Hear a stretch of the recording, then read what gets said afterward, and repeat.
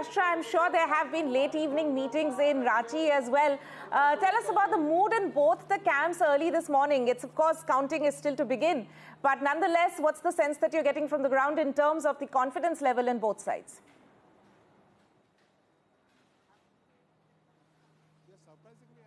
And as it always happens, both the camps are very upbeat, and they are hoping that today will be their day. So they have already ordered. Both the camps, interestingly, have ordered laddus and crackers. So we'll certainly be, one of them will be disappointed, we know for sure. So this is where the counting happens. This is where the action is happening. This is the counting center at Ranchi, and as we speak, the process of the counting has started, and it will just begin at 8 a.m. is the time when the counting begins here.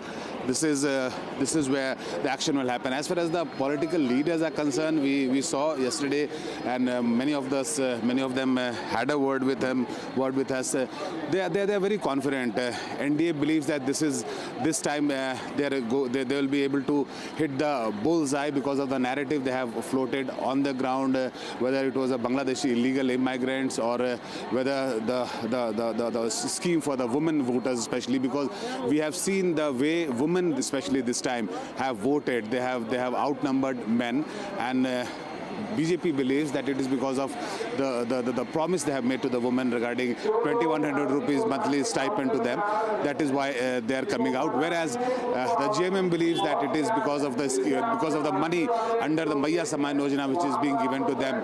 The women are voting for them. So the crucial would be the tribal and the women vote. They are the deciding factors here. So it will be interesting to watch actually which way they have voted this time. Let me remind my viewers that the counting for both Jharkhand, Maharashtra and also the by-polls will begin soon with postal ballots that are reserved for specific groups, including those with disability, security personnel and certain government employees involved in essential services. Following this, Tanima, is when the EVMs will be tallied. By midday is when early trends will start emerging. But a clear picture of the outcome could be available by late afternoon is what we understand. We've seen how early trends are often misleading, and that is something that we here will be extremely careful about. Also, Ratnadeep joins us from Assam. Ratnadeep, 5 critical by-polls that took place in the state of Assam. Hemanta Biswa Sharma was also the BJP in charge for the state of Jharkhand, but he did find time to go and campaign for the Assam Gana Parishad candidates. And also, this is a prestige battle for Gaurav Gogoi, who's been emerging as a pan-state leader. Tell us what is all at stake here. Absolutely.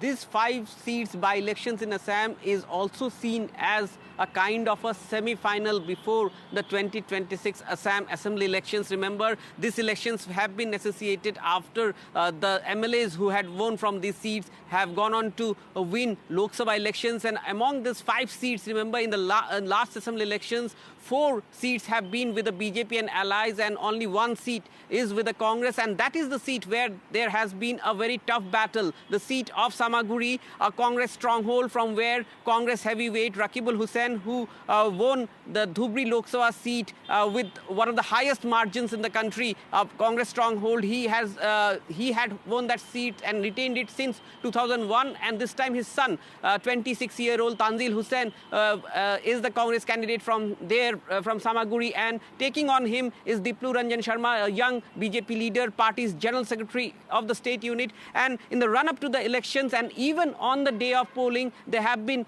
skirmishes, there have been violence in Samaguri. In fact, when we were reporting from Samaguri on the day of the polling, while we were reporting, there was a skirmish which we caught live on camera. So therefore, massive security arrangement has been made in the counting center there in Nagaon district for Samaguri seat. Apart from that, you have the Bihali seat where there is a strong fight between Congress and the BJP, with the Congress candidate being a BJP turncoat, and also the Bongaigaon seat, which is a prestige seat for the AGP.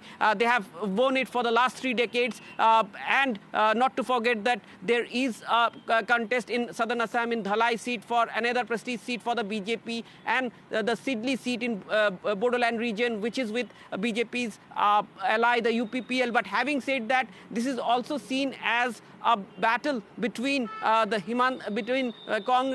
BJP And remember, in this elections campaign, although Chief Minister Himanta Biswa Sharma had campaigned, but largely BJP's campaign depended on its second rank leaders. Both Himanta Biswa Sharma and Union Minister Sarbanand Sonowal were not that active in the campaign, and so therefore it is the test for BJP's second rank leader versus Gaurav Gogoi, who now is emerging as Congress's face in Assam. He has campaigned across the state. So many would say that the decisions would decide whether Gaurav Gogoi is emerging as the Congress's new face in Assam, and whether BJP and its allies are able to retain its bastion in Assam, and whether they are able to win the Samaguri seat, which has a Muslim majority as well. And not to forget, remember, there is one seat which also went for by-polls in Meghalaya, the Gambagre seat, where Chief Minister Conrad Sangma's wife, Mehtab Chandi Sangma, made her electoral debut.